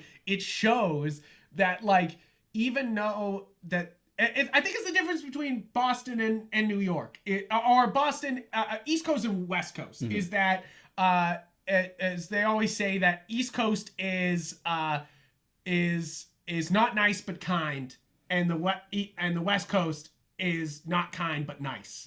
And that shows in New York, when like somebody will help you carry a baby carriage down 60 flights of stairs and never say a fucking word to you, you know, like not even a thank you, have a nice day. They'll just be like, we gotta fucking get this down the stairs, you know, like I gotta help. And like in the West Coast is all smiles but not exactly kind. I think that's a good, I think that's what happens in the Marvel versus DC. Yeah. Is that like Marvel is very nice, and they you know, we take care of Spider-Man, but in real life, did they really take care of Spider-Man, or did Tony fuck Spider-Man? You know, like it's like one of those things that like they're always being like, I helped you. In reality, did they help them in any serious way? Probably not. You know, like yeah. And but just like, I mean, it's also just a very roundabout way of saying Batman's the best. Batman better. Yes, sorry. But to be fair, yes. But yes. Like, to be fair, Batman is not only one of the best superheroes, he's also a really good guy. Like, and he took care of his teams, and it's important to take care of your teams, especially if you're going to do Justice League. Especially right off the bat. Right off the bat. Just like, okay, we're a team now, first adventure. I got you guys. Like, exactly. But at the same time, it's not like a handout most of the time. Just like, I'll be there when you need help. But he also didn't step in and be like, oh, Barry, you want to work in a crime lab? I'll give you a job. He's like, nah, earn that shit on your own. Yeah, it's definitely like, Superman's been dead. He's like, I'm going to, you know, it's kind of like the blip. It's exactly like the blip, where he's just like, I'm going to help you get your foot. Yeah, like, he literally said, just undoing a mistake. Yes, exactly. And you're just like, and also Batman gets to be like, I own another bank. Like, you know, like, so it's like, it's good for everybody. You know, like, yep. I own more shit to make me more money. Yeah, right. It all works. Like, it all works out. But, really, I enjoy Zack Snyder's Justice League. I do think it's still as messy as you kind of expect from Batman vs Superman. Even beyond that, I'm still surprised as to how positive the reception has been. Yeah. Because I was expecting this to be very, very, very niche. Like the nichest of the niche. Yep. Just like someone like me who liked Man of Steel and BVS will probably like it. But if everybody I know watched this. If you haven't liked like his movies up until this point, especially his DC ones, this shit ain't gonna sell you. But then, surprisingly, it actually has been selling more people than I thought. I've seen a lot of people come out being restore the Snyderverse because they enjoyed this. Yeah. You know, like, and I'm not against restoring the Snyderverse. And there have also been people who are like, because of it, have now revisited like Man of Steel and BVS with hindsight and now appreciate it. Oh my goodness, so many people have come out. It's so weird. I mean, I know we sound like, I told you so. We were into it before it was cool. Hipsters, yeah. But really though, so many people shat on Man of Steel. Like literally, our whole podcast before was basically like, "Fuck you guys, Man of Steel's good." And now it's like everybody's like, "Yeah, Man of Steel was actually really I've seen it on Twitter. I've seen it on video essays and stuff. Just like, you know what? Looking back, I'm like, looking back. Oh yeah. It's just like, and I sure. don't think that happens with Batman vs Superman. You don't go back and go, but this is good. But you go to Man of Steel and you go, this is good, you know, like this is a Superman movie that deserves It is a merit. fascinating thing to watch. I just was surprised that like the general reception for it has actually been positive. Of course, there'll be ones who are never going to watch it. Hi guys, hi anti-fanboy. hi. There's no way you guys are ever gonna fucking like it. But the fact that like more people than I ever thought who were either just didn't like these movies at all or were just completely indifferent who were into it, really surprised me. Really surprised me, and I think that's because what we've been saying this whole time is an actual complete vision is better than the hodgepodge we got before. Yeah. You know, like we got basically one man was working on a project till a tragedy happened, and then somebody stepped in and went, I don't like this, and messed around.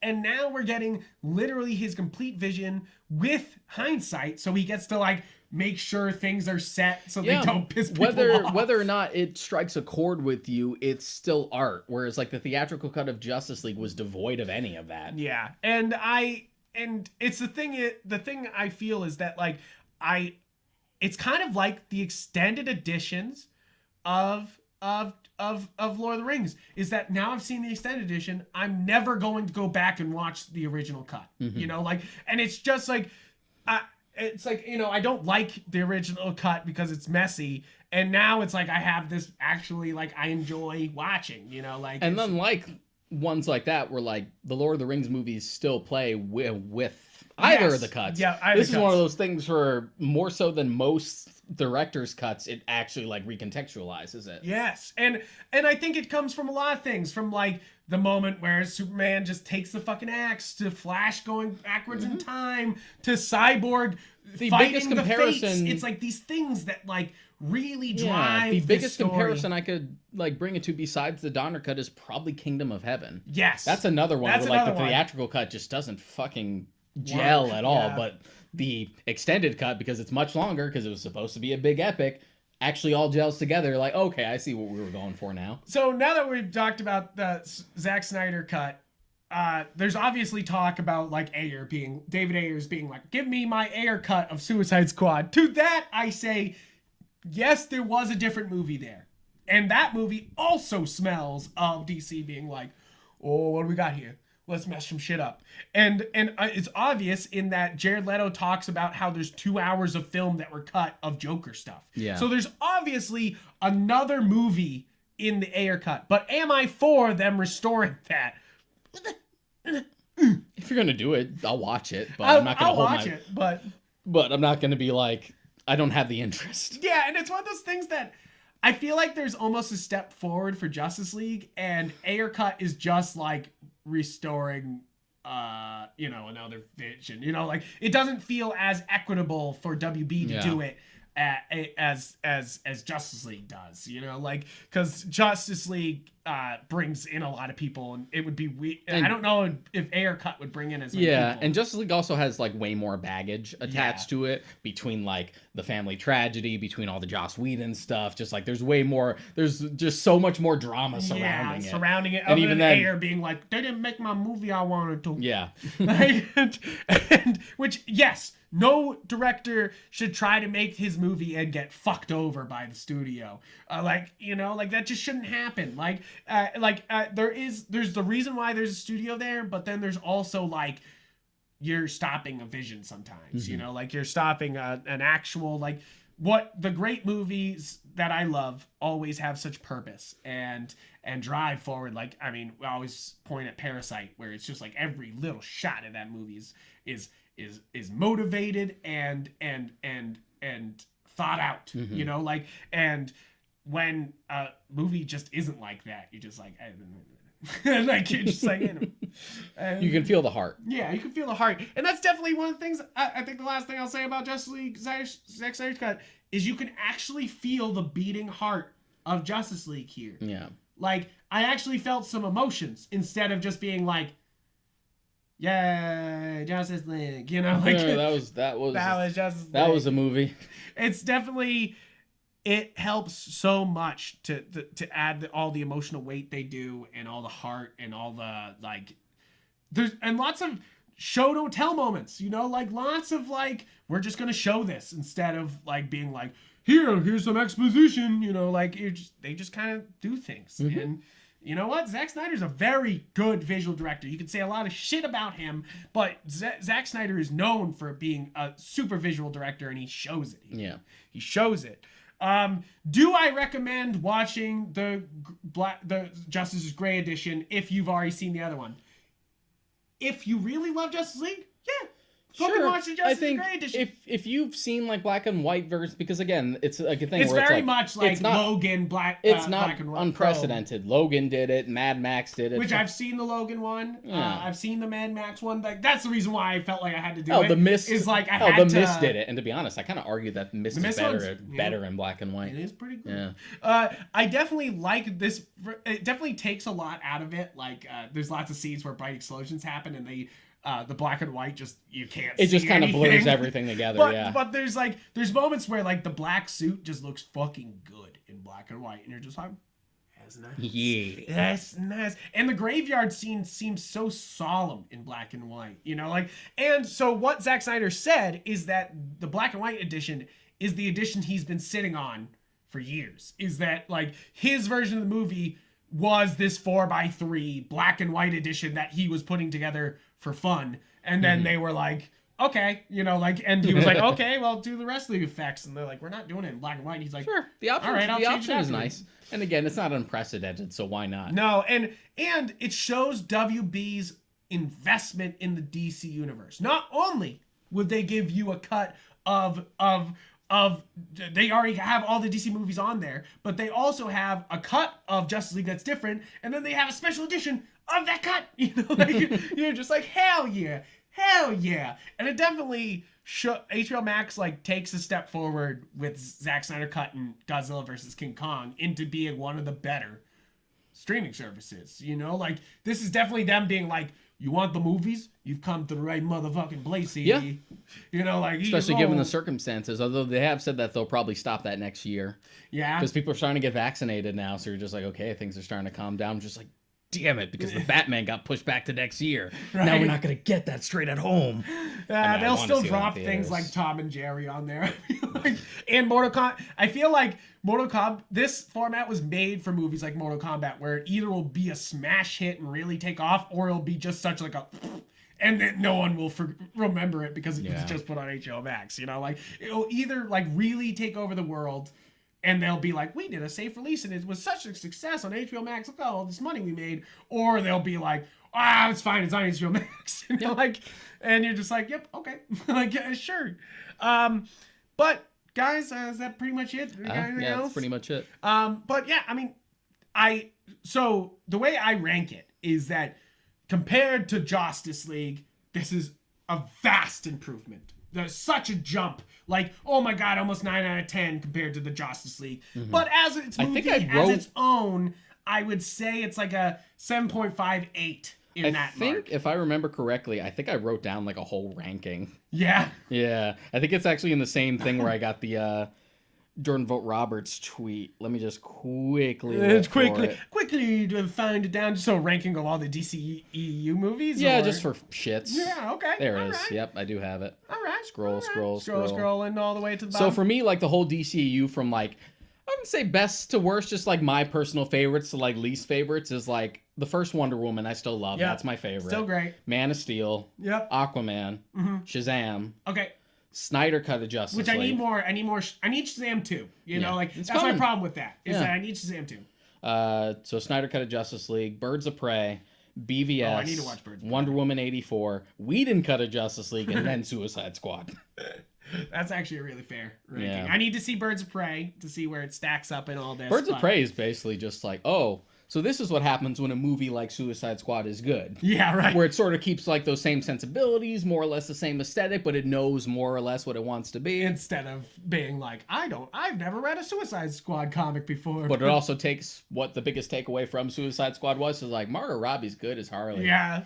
Just like, and just places the focus solely on that. I know this has nothing to do with anything, but that's the reason why I think the Suicide Squad is going to play so much more. First off, James Gunn's read a fucking comic before. Mm-hmm. And he loves it. and he's involved John Ostrander in it, the original man, the man who fucking created this thing, and gets what the essence of the Suicide Squad is. And it'll work because it's an opportunity for James Gunn to cut loose, which he hasn't done since he started making the Guardians movies. And that's not a knock against the Guardians movies, but it's just like this is fully play. Oh, this is James Gunn doing an R-rated Suicide Squad movie, huh? This is gonna be nuts. And that's the thing, is James Gunn's known for going nuts, you know, like and with Marvel and Disney behind it, he doesn't get to fully do him, you know, like Slither James Gunn, you know, like this full like body grotesque blood, you know, like everywhere type of James Gunn.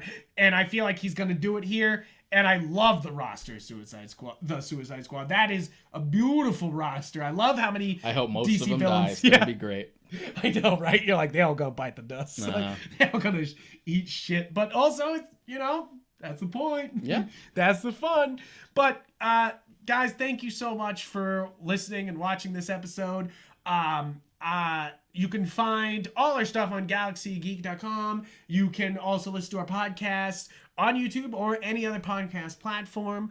On Twitter and Instagram, I'm Yupfrank. I'm on Karika. And that's where you can see like our day-to-day things. Yeah. But if you want to get in on the culture, we do have a Discord, which you can find on our YouTube page. That's where all the memes are. That's where all the memes go. And, you know, everything else, you know, like I say that's where the culture lives. But basically, thank you guys for listening. Get excited for Godzilla versus King Kong as our next episode. It's good. I mean, Godzilla versus Kong.